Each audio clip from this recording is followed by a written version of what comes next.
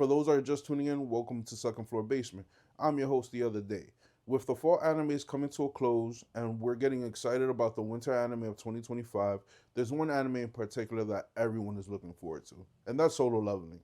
If you recall in Solo Leveling Season 1, the pacing to that anime was crazy fast, the character development was excellent, the art style was amazing, and the battles were off the fucking chain.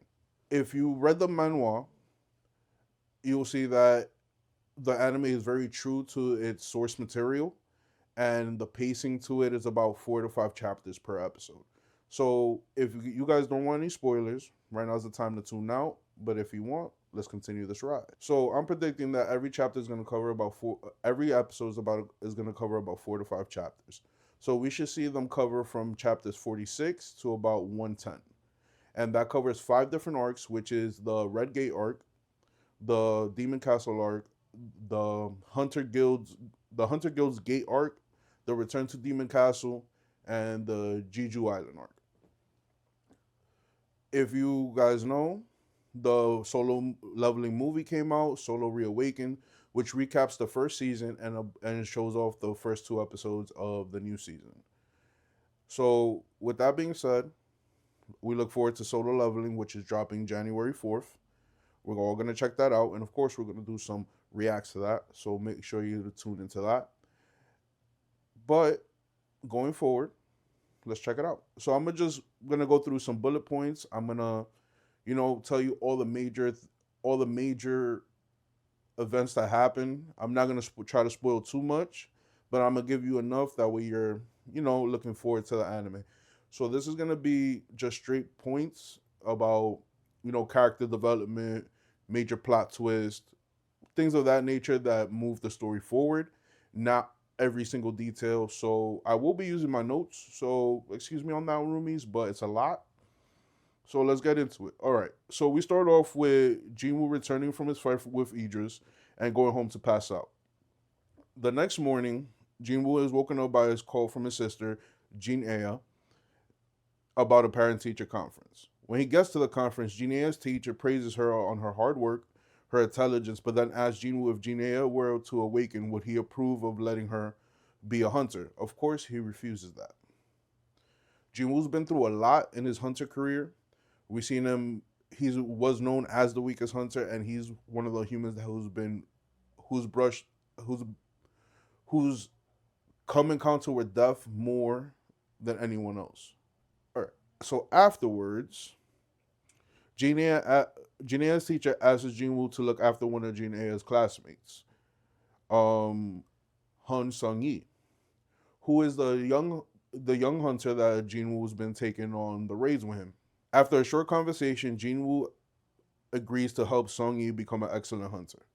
He was walking out the school when he bumps into her, and he lets her know that if the hunting life is what she wants, he's gonna help her become an excellent hunter. Afterwards, we also see Dun Suk's brother arriving in South Korea, Dong Soo. Dong Soo is looking for revenge, of course, for the murder of his brother. But we all know that Dun Suk was an asshole who tried to kill Jin Yo and Jin Woo. You feel me? So he got what he deserved. He should have not fucked around and found out. Um, let's go up. Dong Soo is confronted by the Hunters Association, where he is asked what business he has in Korea. He replies that he's here to get revenge for his brother, and he's gonna go see Sung Jin-Woo and Yo Jin Ho. Jin-Woo and Sung Yi join a C rank raid, accompanied by A rank and B rank hunters. Once they enter the gate turns red, which means they can't exit until the dungeon is completed, and it also becomes a higher rank gate at that point in time. Once they pass through the gate, they are confronted by ice elves or ice slayers. This is very important because this is the time where we really encounter sentient demons. I don't want to say demons, but sentient life after like the beast that we all seen in season 1 and all that stuff. This is the first time that we see like actual monsters, I would say, with intelligence. Once they assess the association, A rank hunter, Kim Cole, very important, decides that they should split into 2 teams. He takes all the A and B rank hunters with him and leaves all the lower ranked hunters in Jinwoo's party. B rank healer Park Hee Jin decides to go with Jinwoo, suspecting that he is not an E rank hunter. Kim Ko's team is confronted by ice bears. After defeating the bears, they're also confronted by ice elves, which wipes out their entire team completely, just leaving Kim Ko. Meanwhile, Jinwoo's group moves further into the forest. Park Hee Jin raises concerns about the ice bears and their shortage of supplies. In exchange for the group not asking any questions, Jinwoo supplies everyone with coats and supplies to survive the icy environment. After a short conversation and dinner, Jinwoo sets out deeper into the forest to to quote unquote work out, as he says. After a quick stretch, Jinwoo returns to the hunt and devastates an entire cave full of ice bears. And he claims them as his shadows. This is where he gets Tank. Tank is one of Jinwoo's mounts, and he also becomes a general in his army, the General of the Beast, and he uses it as a summons, of course. As Jinwoo's party is having dinner, Kim Ko comes in walking in, and Ko accuses Jinwoo's team of holding out on them. As he starts getting violent, Jinwoo knocks him out unconscious. And of course, Kim Ko is an idiot, which he allows the Ice Elves to track him back. And, they basically challenge Jinwoo to a battle. The Ice Elves are surprised because Jinwoo could understand them and also speak the language of the monsters. And this is where the Ice Elf says, yo, we're here to kill the humans. Clearly you're different, so step aside. We won't kill you, but we'll kill everybody else. During the battle, Jinwoo is facing single-handedly the toughest enemy he has faced yet. As the battle rages on, Kim Ko regains consciousness and attempts to attack Jinwoo. Igris makes quick work of him, and Jinwoo takes the opportunity to make Ko one of his shadows, which he names Iron.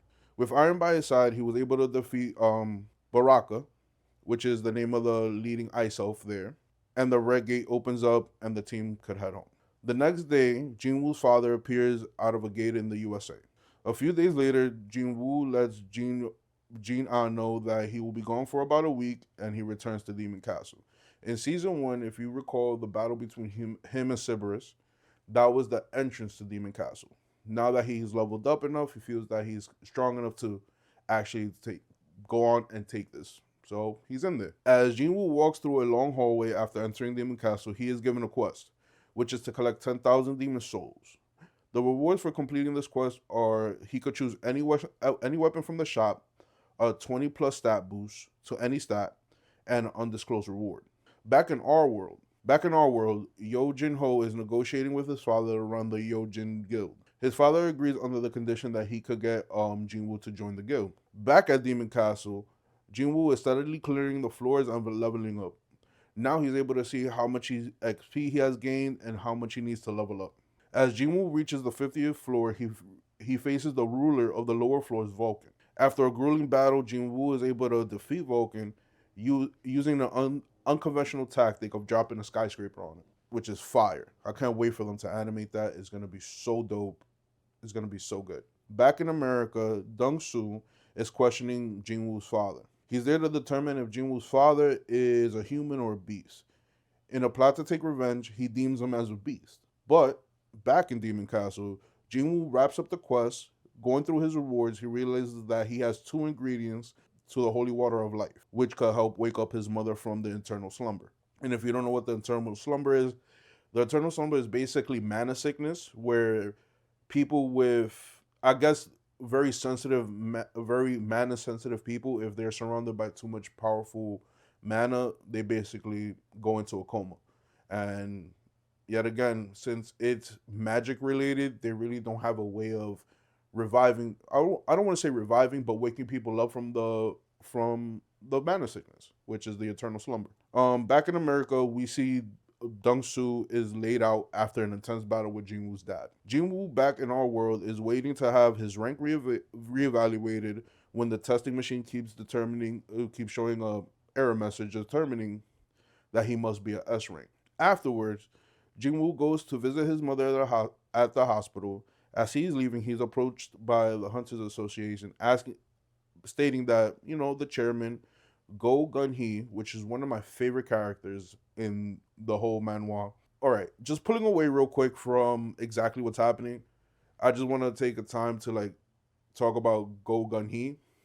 Go Gun He, he's probably one of the, he's like the master Roshi of solo leveling, but in a cooler way. Like the dude's laid back. He's been through a lot. He's been through his battles, and he's still a S rank hunter. He still could throw down and all that. But as he ages, he needs a successor. So he's kind of looking at Jin-Woo for that. But you also have to remember this is later on after season 2, we'll see more of that where he's trying to like not groom Jin-Woo, but he's trying to like have him be his successor in the Hunters Association. Even though he fails, he kind of doesn't, because Jin-Woo still takes up the mantle of feeling like he's responsible for everyone and protecting his neighborhood and protecting his country, which is dope as shit. Now let's get back to it. Gun-Hee attempts to recruit Jin-Woo to the Hunters Association before he's announced as Korea's 10th S-rank hunter. Once he's announced as an S-rank hunter, all the guilds are going to be after him. They're going to be offering him super amounts of money and all this stuff. So he's trying to get the jump on everybody. And, because it's a government funded association, they don't have the funding to like really like give him millions and millions of dollars and make him super famous. But yet again, it's an honorable path and one that's needed. The next day, Jin-Woo goes on a raid, but is not as a hunter, but as a miner,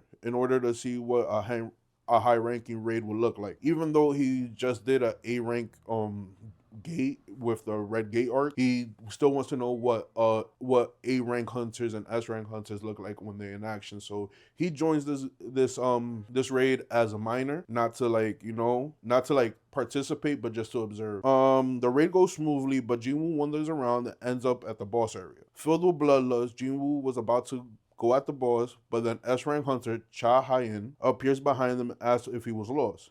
She noticed his scent and that he didn't have a foul smell to him, and actually smell good. All right.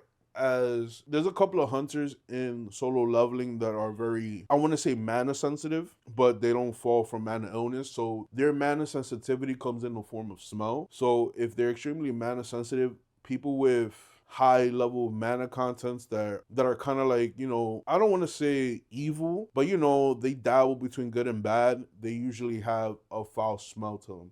And especially if they're more powerful, they'll have their mana will smell foul to her.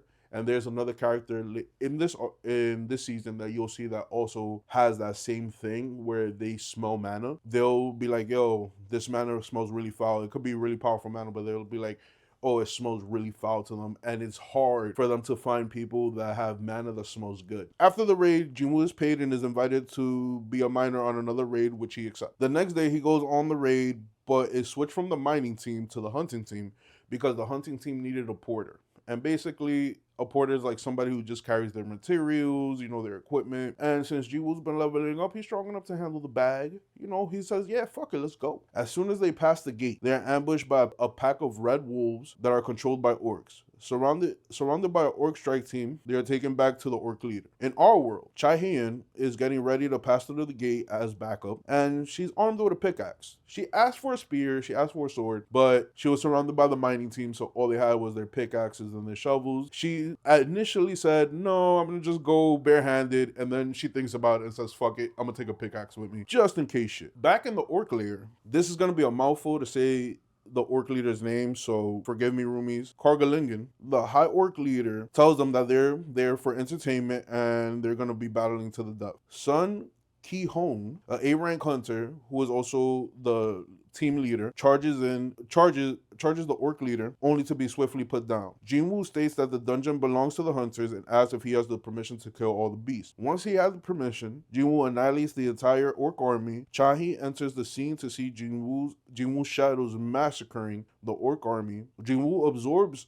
the orcs into his shadows, including the orc leader and his guards, except for one. He kind of destroyed. All right, when he absorbs all the orcs into his shadows, there's one orc that he can't absorb because he did too much damage to the body. He literally slammed the orc guard on the ceiling, which like blew him to pieces. So now we're seeing that there's certain limitations of what he could bring back. You know what I mean? Like if the body's too damaged, he can't bring it back, or if it's been there for too long. He can't bring it back. There's less chances of him being able to extract the shadow. The Hunter Association shows up and lets everybody know that this is a classified event and that no one should speak about this. So at this point, the Hunter Association knows that Jin-Woo is a S-rank hunter, and his event and his actions are classified, and so he's announced as an S rank, and they don't want the word to get out that he's an S rank just as of yet. The next day, Jin-Woo was announced as the 10th S rank hunter in Korea. During a conversation between Yo Jin-Ho and his father, there are hunters stronger than S rank, and they're called national level hunters. This is very important because we already have been given one character at the national level, and I've only mentioned them about twice in this whole thing. So just keep that in mind, national level hunters. This is very important. Later that night, Jin-Woo decides to have the 3 orc guards stay by Gina Aya's side and his shadow patrol the neighborhood. After doing so, he returns to Demon Castle. Once he returns to Demon Castle, the system gives him a quest to defeat the Demon King Baron. The rewards are a top tier runestone, another 20 plus stat boot to any stat, and an undisclosed reward. I really hate these undisclosed rewards because they're usually like keys to other areas, but it's pretty dope because we see him level up all the time. He starts off at the 76th floor and he unleashes his shadows upon the Demon Castle, devastating any creature in sight. Back in the real world, an evolved ant from Jeju Island reaches the shores of an island off of Japan. Back in Demon Castle, Jin-Woo splits his shadows into 6 teams in order to efficiently clear out the floors and find the floor permit. So at this point in time, Jin-Woo needs a floor permit to keep going up every floor, and we're gonna see this become a very important thing because of the fact that he's gonna meet some allies. Once on the 80th floor, Jin-Woo notices a few things first. That having his shadow hunt in groups are helping them level up, and that his mana is being drained at an insane rate. Figuring out this, teams are being targeted by somebody. He deduces that the team that's gonna be next is Tank's team. He lays in wait as a demon noble and 3 demon knights attempt to attack Tank's team. Quickly taking care of the demon knights, Jin-Woo attacks the demon noble when the demon noble surrenders. The noble is revealed to be a woman, and after attempting to attack Jin-Woo while his back is turned, she agrees to get him the floor permit if she is taken back to her clan. Her name is Essel, the daughter of the Radu clan. It's also revealed that the demons woke up in Demon Castle and were transported there from the demon realm. So this puts a very, how can I say it? This shows that the administrators and the architects of the system are manipulating realities and basically taking people from their normal world and putting them in dungeons and in raids and gates and stuff. So this shows you that the demons really didn't have any problems with humans or anything of that nature. It was just all a ploy of the administrators and the architects of the system. Back in our world, more evolved ants from Jeju Island. I swear to God, Jeju Island's gonna make me stutter all the fucking time. Make landfall and start terrorizing populated areas. The Hunters Associations are having a meeting about the situation and call national level hunter Thomas Andre. We may not like him now, but he's a dope guy. I fucks with Thomas. He does good shit, But moving forward, in Demon Castle, Essel brings back Jin-Woo to meet her father, the clan leader. But when they arrive, the clan leader notices all of Jin-Woo's shadows and things quickly escalate. After a few choice words and the feast, Jin-Woo is given the floor permit, made an alliance with the Radu clan, and vows to make them the top clan, and also borrow Essel as a guide. In our world, Go Gun-hee is in negotiations with Thomas Andre, but is turned down because South Korea doesn't have the funding to afford a hunter of his level. But Japan will aid Korea in the upcoming Jeju Island raid. Back in Demon Castle, Jin-Woo and Elsa have reached the 87th floor when the system alerts Jin-Woo that Idris and Tank are ready to advance to the next rank, which he accepts. When they clear the 89th floor, Elsa asks why is he helping her clan. He replies that he is taking a liking to her and that he will make the Radish clan #1. Jin-Woo is a serious character, but he also shows his human side and also shows that he could be a funny guy because he keeps calling her clan the Radish clan instead of the Radu clan. And she keeps correcting him, no, it's Radu. And he's like, yeah, the Radish clan, I got you. You guys are going to be #1. It's all good. When they reach the 97th floor, Jin-Woo tells Essel that she could go back down, but she rejects rejects the idea and stated that she wants to see what he can achieve. Back in South Korea, Gun-hee is in talks with S-rank Japanese hunter Goto Raiji about forming a strike team to head to Jeju Island. Back in Demon Castle, Essel and Jin-Woo reach the 100th floor where they finally reach Baron the Demon King. As the fierce battle rages on between Baron and Jin-Woo, Jin-Woo finds himself at the toughest battle he's ever been in. Mana's running low, no silence attack have been landed, and he was almost overtaken when Essel throws her weapon at Baron, offering a perfect distraction to give Jin-Woo a second to come up with a plan of attack. Using Commander's Touch, he is able to defeat Baron barehanded. After he defeats Baron, Jin-Woo receives his reward and the most important reward, which is purified blood of the Demon King, which he uses to complete the holy water of life. After crafting the item, he receives six of them, and this is important that he receives that many because his mother is not the only one that's going to be suffering from the eternal slumber that he saved. As a bonus, Iron drags over the wyvern that Baron was using as a mount, so Jin-Woo could extract his shadow and add him to his army, which he names Kessel. He also gets the top tier runestone. This gives him the skill of shadow exchange. So with the new skill, he returns to our world. Once he gets here, Jin-Woo makes a beeline straight to the hospital. Shaking from a mixture of anxiety and hope, he gives his mother the holy water of life. Waiting to see if it takes effects, the readers and the viewers, we see a silhouette appear in the hospital curtain. His mother has arisen. Hey, you see what I did there? Ah, yeah. The next day, his mother is discharged from the hospital. Jin-Woo gets a call from Gun-hee, which he races over to the Hunters Association to speak to him. At the meeting, Jin-Woo senses a spike in mana where Gun-hee relieves that the gym across the street is filled with Korea's and Japan's S-rank hunters that are going to be on the strike team. They head over there where they witness the S-rank hunters having sparring matches. After a few sparring matches and a quick intervention by Jin-Woo, he is challenged to a 1v1 by Goto Ryuji. After a few intense blows, the sparring match is broken up by the other hunters, seeing that the two were about to take it a little too far. These battles that I'm downplaying are very epic. I don't want to give you guys too much because I want you guys to see it. I want you to feel it because this is these battles are fucking phenomenal, and it shows like crazy character growth. It shows like that he has literally the ability to grow unlimited. So I'm not gonna give you guys every detail, but I'm gonna let you guys know what went down. Later that night, S-rank hunters, guild masters, and those individuals that are involved in the raid are shocked to find out that Jin-Woo is not part of the participation list. I thought Jin-Woo would have jumped at the chance to take on the S-rank raid, but I guess now that he's at a point where he doesn't feel that he needs to protect everyone, that he needs to protect the people that are closest to him, that he's just staying back and chilling out. The next day, the raid on Jeju Island commences, where the strike team is on their way to the island. Taiwan, China, Japan, and Korea all have hunters and battleships protecting the coasts of their countries. The Japanese team is on the ground and in position with Ryuji signals them to open up the floodgates, sending out massive mana waves throughout the island and attracting all the ants towards them. The Korean team is still on the helicopter, and they are informed that they have about an hour to defeat the queen. Choi Gon-in leads their assaults by torching all the flying ants and clearing a path for the remaining hunters to descend on the island. Once in the depths of the ant tunnel, Gon-in creates a barrier in order to prevent any ants from escaping and giving the Japanese team some breathing room. Jin-Woo's back in Korea not doing shit. Straight up. He's out. He went for a run. While all this is happening, Jin-Woo went for a run.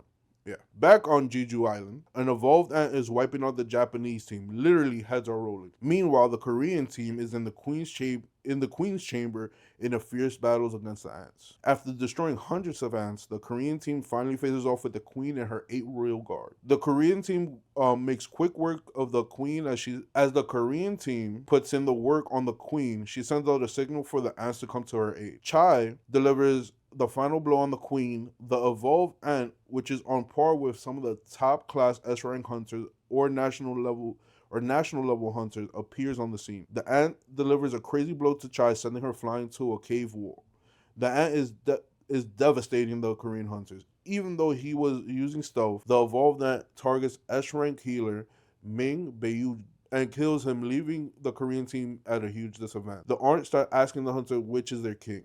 The ant senses a powerful presence and rushes outside to face off with Ryuji. The ant asks if he was the king. Ryuji replies that yes, and then his head hits the floor. That's how powerful it is. The number one Japanese S-rank hunter. As the Korean hunters put up a final front, the shadow that Jinwoo placed on Choi Gon In appears to help fight some of the ants. In an instance, the shadow exchanges places with Jinwoo. Jinwoo enters the frame and demolishes the ants that are in the chamber with them. Jinwoo hands out healing potions and tries to heal Chai, but her injuries were too severe. The evolved ant walks into the chamber and asks Jinwoo if he is the king, and Jinwoo steps up to him. The ant calls him weak, and using Commander's Touch, the evolved ant walks into the chamber and asks Jinwoo if he is the king. And of course, in Jinwoo fashion, he steps up to him. The ant calls him weak, and using the Commander's Touch skills, he punches the ant across the chamber. Blow after blow, punch after punch. The ant and Jinwoo are having a battle unseen by the likes of any hunter there. The evolved ant calls forth the remaining ants on the island. Jinwoo brings out his shadows. After an intense battle, he attempts to flee, but Jinwoo annihilates it. Jinwoo's attention returns to Chai, and in need of a healer, he extracts Ming's shadow. Without an order, Ming heals Chai. Afterward, he terminates the extraction. The reason he terminated the extraction is for two reasons. One, it was a heartfelt request from one of the hunters, and two, he knew that Ming didn't like fighting. He felt it, so he let him go. You know what I mean? And also, roomies, note this part. Note that part. Because he is... Alright, after this, Jinwoo is given a message from Chai, from Ming. And that's to, be careful about his powers and, not to use them all willy-nilly because there's something dark lurking in them. After the extraction, the hunters leave the island and Jinwoo stays behind to kill off all the remaining ants. He extracts all the shadows from all the fallen ants and extracts the shadow of the evolved ant, which he names Baru. He orders Baru to kill any remaining ant that's still alive. A few days later, they have a memorial service for all those who have fallen in Jeju Island. And there you have it, guys. That's everything that's going to be included in Season 2. Yet again, I do apologize for using my notes, but that was a lot of information. And I hope you guys enjoyed it. I do look forward to Season 2. And hopefully, with this little bit of spoilers, hopefully that will encourage some of y'all to go read the manhwa.